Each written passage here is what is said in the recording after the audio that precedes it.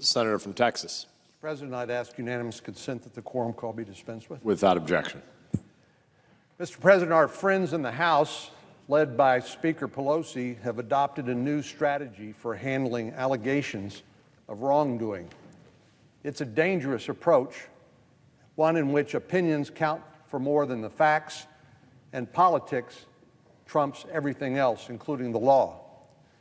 Yesterday evening, Speaker Pelosi announced that the House is now moving full steam towards impeaching President Trump. When the announcement was made, the only information they had in their hands was press reports. No report of the transcript, no facts, no evidence, no nothing. And that's really all they needed. Any hook, any angle, any straw they might be able to grasp in order to justify this unjustifiable action, that was good enough for them. Hearsay and press reports. House Democrats began this process of impeaching the president based on a so-called whistleblower complaint that they hadn't even read, which detailed a call that they hadn't seen a transcript of. Meanwhile, we know the media eagerly reported that the, quote, whistleblower didn't even have firsthand knowledge of the situation, something we now know to be true. In other words, the alleged whistleblower doesn't legally qualify as a whistleblower because he or she wasn't there when the conversation took place, but rather reported something that somebody told somebody else, otherwise known as hearsay. Forget obtaining the evidence, giving people an opportunity to be heard, the facts considered. Rather than looking into that, they decided on a result that they wanted to achieve, and were looking at trying to backfill a justification for something that is unjustified based on the facts that we know now. Of course, we know what this is. This is a continuation of the election in 2016, where our Democratic friends can't believe that Hillary Clinton lost the election to Donald Trump. We know after that they claimed, well, Hillary Clinton actually won the popular vote. Forget the Constitution and the role of the Electoral College. And because of the constitutional requirement that the Electoral College vote and who wins the majority becomes president, they said forget the Constitution. And then there was the former FBI director, Comey, who leaked memos to a buddy of his and asked him then to leak them into the press because he wanted to make sure that the special counsel was appointed to investigate and potentially prosecute President Trump. And we know that this investigation went on for years and cost millions of dollars and ended up with the conclusion of no obstruction, no collusion. And you can imagine the disappointment of our friends in the media who've written about this, assuming that President Trump would be indicted, maybe convicted of some offense, only to find out no collusion, no obstruction, no charges. So now we know that the Speaker and her colleagues in the House have grabbed hold of this straw without knowing the facts, without even waiting for the evidence to be revealed. The Speaker's decision to impeach the president says everything you need to know about their intentions. It doesn't matter what was said or what was not said. It's about relitigating the 2016 election, something that our Democratic colleagues have never, ever been able to accept. And they're trying to defy the voters who voted for President Trump in 2016. Now, does a whistleblower complaint deserve to be examined and taken seriously? Absolutely. And in fact, the Senate Intelligence Committee, on which I sit and the presiding officer sits, will do just that. We are in the process of doing that. Before the Speaker's announcement yesterday, the President had agreed to release the full unredacted transcript of the call, and this morning he did. Tomorrow, the Senate Intelligence Committee will hear from Acting Director of National Intelligence, Joseph McGuire, as well as the Inspector General for the intelligence community, Michael Atkinson, to learn more about their role in this process. That's exactly how this matter should be handled, with care, by the rules, I would say by the book, and to make sure that everybody's rights are protected before people begin to cast unjustified and slanderous allegations. Our friends in the House Democrats, aren't just fanning flames here. They've been pouring gasoline out for months through their baseless oversight hearings and all-out obsession with the Mueller investigation, which ended up with a big belly flop. Yesterday, Speaker Pelosi lit the match, and there's no turning back now.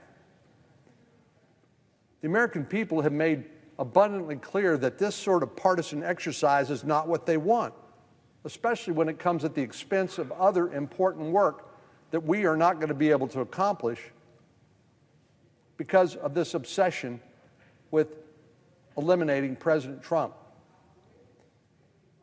In a poll this summer, only 34% of Texans supported impeachment. While so much remains in the air, this move has made one thing clear. Our House colleagues have zero interest in doing the jobs that they were elected to in 2018. And given the fact that the voters gave them the majority, they show zero interest in governing, in passing legislation. Instead of working with both sides of the aisle to pass bipartisan legislation to lower drug costs, to try to address the concern about mass shootings, to ratify the trade agreement known as the U.S.-Mexico-Canada Agreement, and otherwise try to make life better for the American people, that is not the route they have chosen. They have chosen a partisan political path which will absolutely suck all the oxygen out of Washington. It will be an obsession of the media and the American people until it is concluded, crowding out anything and everything else that we might do that might improve the lives of regular Americans.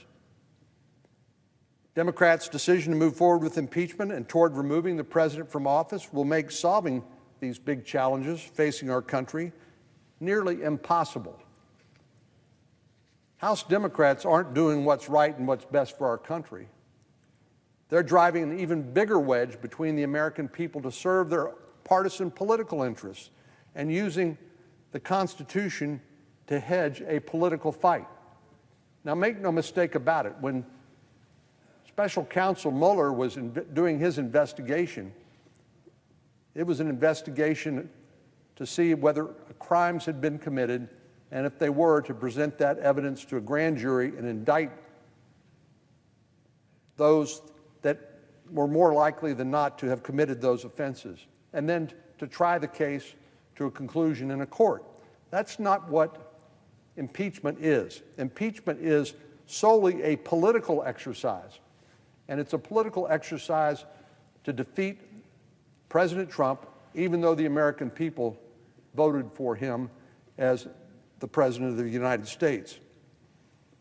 Now, notwithstanding the gasoline that House Democrats have been pouring on this issue and the fact that Speaker Pelosi decided to light the match to ignite it yesterday, one thing is sure, and that is that cooler heads will prevail here in the United States Senate.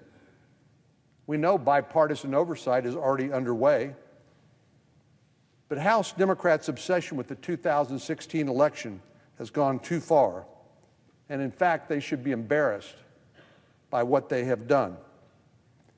Meanwhile, we will carefully examine the record, root out the evidence, and follow that evidence wherever it may lead. But it's important to have a fair trial before you decide to hand out punishment. not hand out the punishment and then somehow look for justification for an already reached conclusion. Mr. President, on another matter, it's been 4 months since we passed the Debbie Smith Act of 2019.